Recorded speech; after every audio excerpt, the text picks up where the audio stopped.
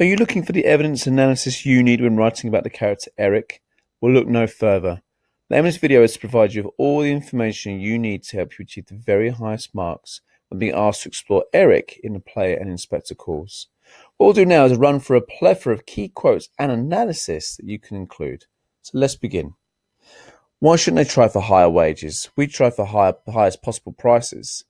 The character is demonstrating a feeling of support for the working classes.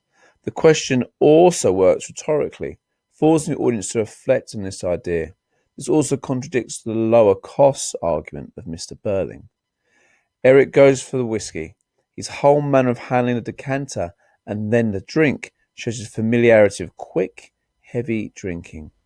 The verb goes suggests a lunging, desperate attempt to gain drink.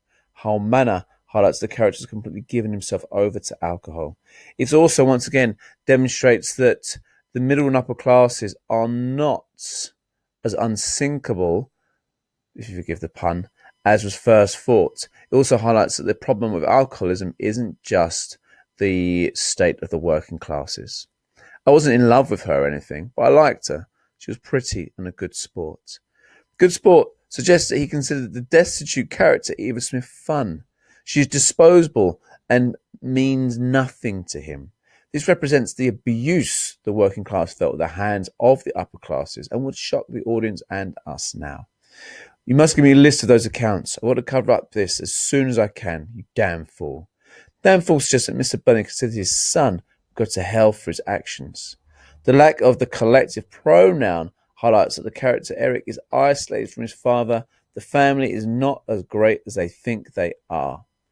Nearly at breaking point. Then you killed her. She came to you to protect me, and you turned her away. Yes, and you killed her, and a child she had to have too. My child, your own grandchild. You killed them both. Damn you. Damn you. The use of hyphens highlight the character is unable to speak coherently due to the anger he now feels. The pronoun you is highly accusational, highlighting that blame is firmly in her direction.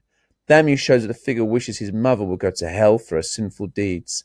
A message to the audience. We need to change our ways, otherwise if we are religious in nature, this is what one can expect. The money's not the important thing. It's what happened to the girl and what we all did to her that matters.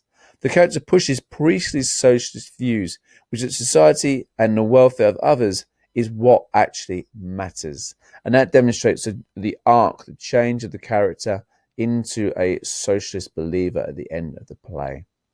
So here we are. Lots of great analysis, lots of fantastic quotations from the play.